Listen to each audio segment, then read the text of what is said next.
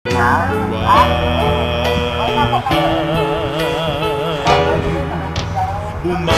ka at harapin mo ang bukas,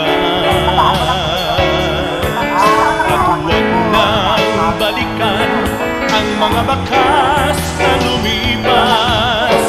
Bukang liwayway sa'yo'y ipamamalas, pagkat mahal ka niya kahit sino ka man.